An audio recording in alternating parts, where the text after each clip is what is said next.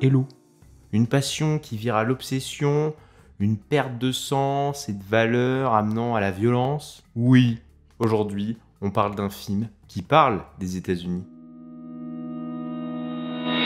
The Bike Riders raconte d'un sens les entretiens de Danny Lyon, entretiens qui ont eu lieu de 1963 à 1967 pour un livre qui s'appelle The Bike Riders, un livre photo. Et c'est un livre au sujet du groupe des Outlaws à Chicago. Mais le film reprend tout de même la main sur la narration pour éviter de tomber dans un total reportage avec une succession d'entretiens. Dans ce sens, le journaliste qui est dans le film accompagne le film sans jamais s'accaparer la narration. Les Outlaws d'origine se transforment ici pour nous proposer un groupe fictif, les Vandales. De là, j'avoue que je ne sais pas jusqu'où on peut aller dans les parallèles entre la réalité et la narration. Je ne sais pas. Et finalement, peu importe. Parce que le film parle au-delà de ça d'une certaine vérité dans les changements vécus par les USA à partir de la période Vietnam. Et donc,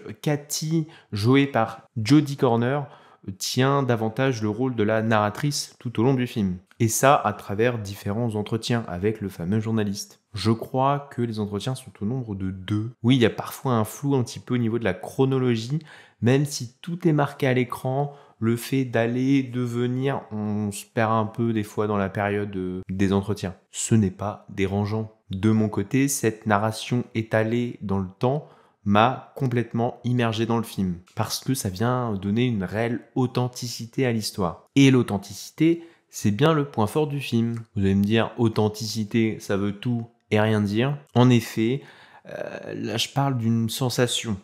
Ce que j'entends par là, c'est le fait de croire à ce groupe, à nos personnages. Les acteurs, ils ont des gueules. Nostalgie d'une époque à la Marlon Brando, où les acteurs jouaient des personnages à forte stature, à la fois craint et respecté, à la fois imposant et totalement sur le point de chuter. C'est d'autant plus vrai pour le personnage de Johnny, incarné par Tom Hardy. Oui, Tom Hardy, le même Tom Hardy qui tente de s'aborder sa carrière depuis 7 ans. Ici, au-delà de jouer un personnage style Brando, il le cite explicitement avec une scène où Johnny est devant son poste de télé, captivé par le film L'équipé sauvage. C'est un film qui date de 1953. Là aussi, on suit un groupe de bikers mené par un certain Johnny Strabler.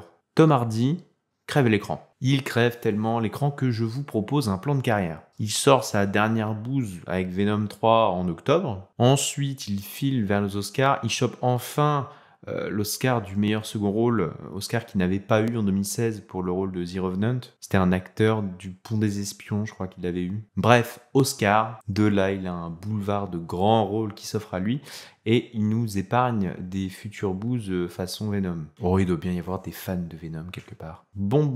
Et ce film Bike Riders, ça parle de quoi finalement? On écoute donc Cathy nous dérouler sa romance avec Benny, tout en racontant la vie du club. Son histoire d'amour se confond avec son histoire avec le club. Petit à petit, le film nous présente un club qui échappe aux anciens. Club.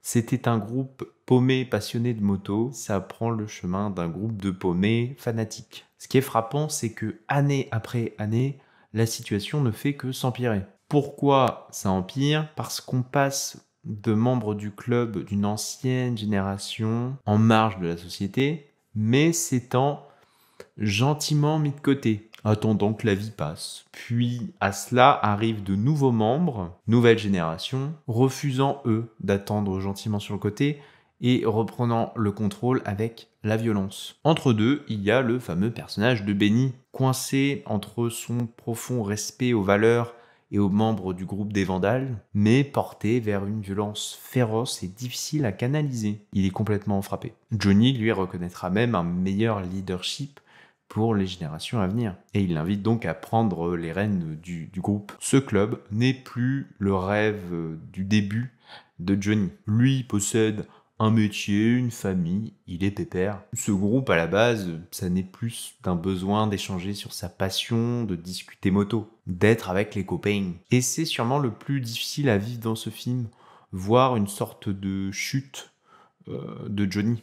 La situation lui échappe totalement, et il semble désemparé par la tournure des événements, tout en réussissant à garder son côté calme et rassurant. Mais on comprend bien qu'il n'a plus aucune maîtrise. Deux scènes mises en parallèle viennent particulièrement souligner cette idée. La première rencontre avec Cathy, Johnny vient lui dire qu'elle n'a pas à s'en faire, qu'avec ses gars, elle sera en sécurité. Plus tard dans le film, lors d'une soirée, Johnny intervient juste à temps pour éviter un drame à Cathy. Et ce face-à-face procure un véritable flashback entre l'assurance des débuts pour Johnny et cette question à Cathy lors de la soirée. Il ne lui dit plus que ça ira, il lui demande si ça va aller. Toute cette histoire sonne comme un échec. Certes, on est triste de voir toute cette histoire familiale, ce gang partir à la dérive, mais en allant plus loin, je crois qu'on peut aisément rejeter la faute en partie sur Johnny. Pour moi, Johnny représente les États-Unis d'Amérique. Voilà, c'est posé. Le vieux briscard, pas si mal dans sa vie, avec une situation posée, se retrouvant leader d'un groupe de paumés, mais qui ne saura pas gérer une jeunesse perdue, et qui, pire que ça, aura un certain orgueil à garder cette admiration de tous, l'empêchant de pousser ces jeunes à se réinsérer, à reprendre un boulot. Le club n'aurait pas dû devenir une finalité. Cathy le fait d'ailleurs savoir à Johnny, mais ce dernier refuse de devenir celui qui doit dicter ses membres. Il ne veut pas leur dire quoi faire. Il a pourtant ce rôle, celui du père protecteur. Le père doit guider. Johnny en sera incapable. Dans toute sa bienveillance, le mieux qu'il puisse faire pour vous aider à quitter le groupe, c'est de vous mettre une balle dans la jambe. Cafard,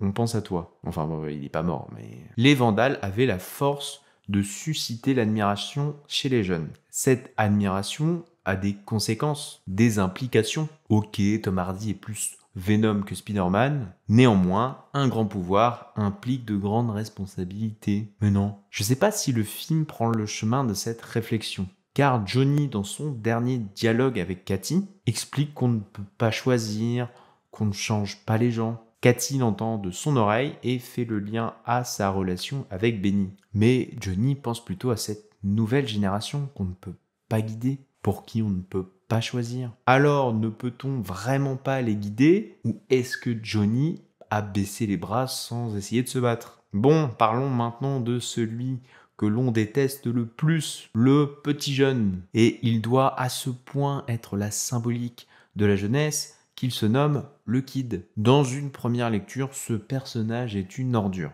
Dans une seconde lecture, ce personnage est vraiment une grosse ordure. Par contre, sous un prisme de classe sociale, ce que vit ce jeune homme est plutôt désespérant, et tout aussi tragique que le parcours de Johnny. On rencontre pour la première fois le Kid en train de voler des jantes de voiture. Déjà, le malfrat est là. Mais son monde s'arrête au bruit des motos. Et un objectif dans une vie où tu n'es promis à rien, c'est déjà un tour de force. Encore une fois, Johnny a sous-estimé l'importance de ces bikers pour la jeunesse. Il a quelque chose à offrir à ces jeunes. Le Kid fera son petit bout de chemin pour rejoindre les Vandales. C'est l'occasion pour lui de passer de sa classe sociale actuelle où il n'est rien à une classe sociale un peu mieux où il n'est rien mais avec des copains dans un groupe. Les Vandales ont la particularité de permettre à ceux qui ne sont rien de devenir d'appartenir à un groupe, mais pour devenir quoi? Nous revoilà sur l'échec de Johnny. Que doivent devenir tous ces jeunes? Il se refuse à ce rôle de guide. Pire que ça, il rejette la responsabilité sur les générations d'après en demandant à Benny de devenir ce guide. Benny refusera lui aussi. Qui sera le guide? La génération encore après, le Kid. Revenons sur la relation du Kid avec Papy Johnny. Le club des Vandales se referme.